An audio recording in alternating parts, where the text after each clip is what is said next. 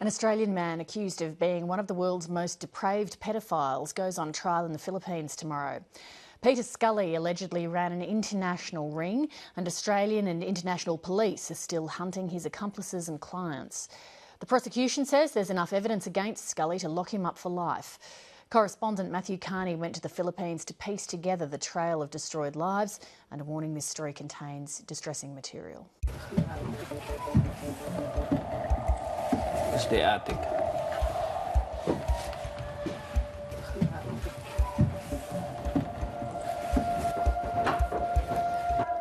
Probably most of the videos were taken here. Look at this place. 2 girls were able to escape and seek police assistance while they were still wearing chains, chained to their neck. Australian man Peter Scully is responsible for the most shocking crimes that even seasoned investigators find difficult to comprehend. Probably will make you sick and wonder what kind of human being will do this.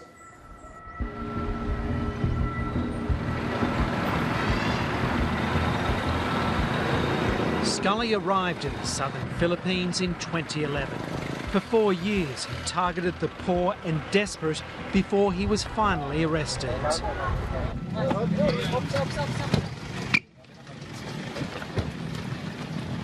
Angelito Magno was part of the international team that arrested Scully with multiple charges, Don't go.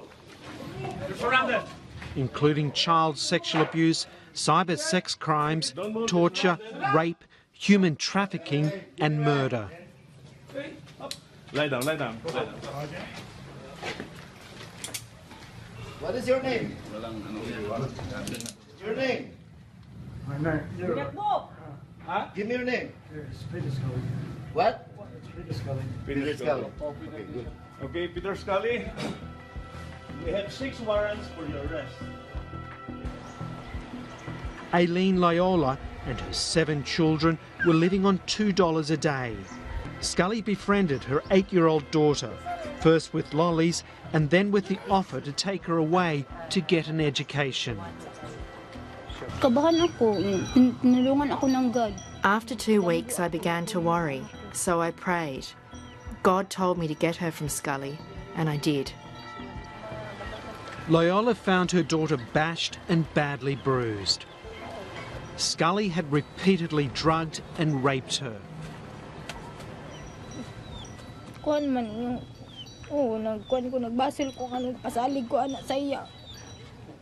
I blame myself. I feel so ashamed and asked forgiveness from my child because she suffered so much. She just wanted to go to school. I can't sleep. I just can't stop thinking about what happened to her. This house got our attention, so we decided to check and get inside. Scully lived in about 15 houses in the southern Philippines, but in this place, the most horrific abuse took place.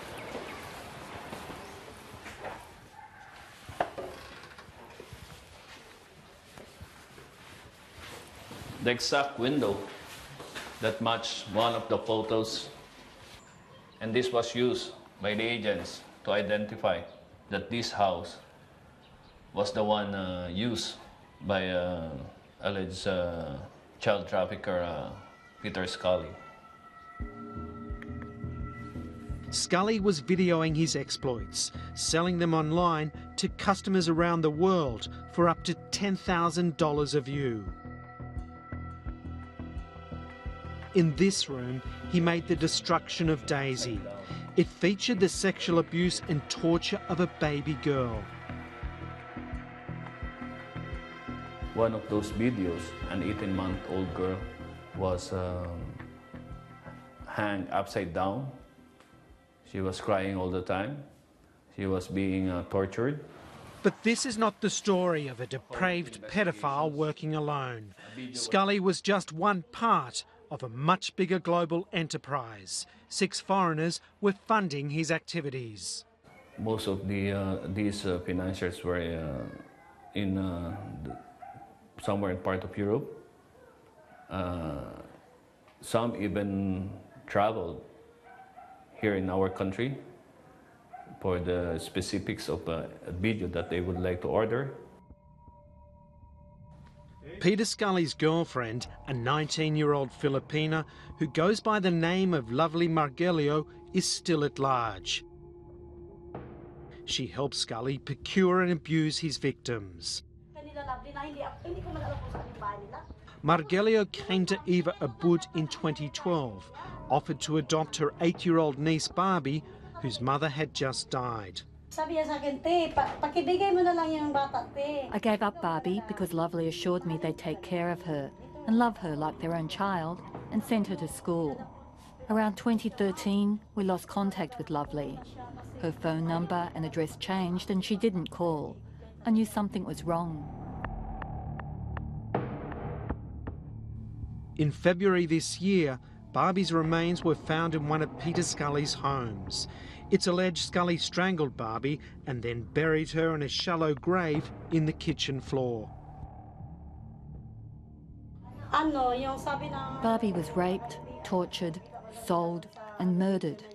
I'm so broken and sorry about what's happened. I want them all to rot in jail. Scully faces life in jail, but his prosecution in the Philippines is just the beginning.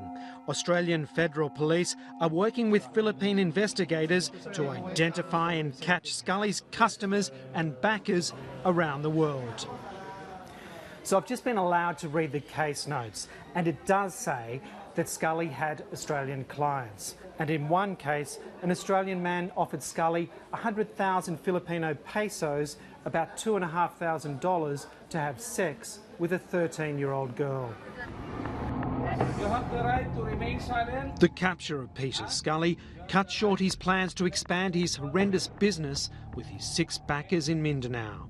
It also saved the life of Daisy, the baby girl Scully abused, who's now being cared for in witness protection. Actually, there should be 5 chapters of this video, but they were not able to make the final chapter. What do you think that final chapter That was? final chapter would deal on the death of the victim, Daisy herself.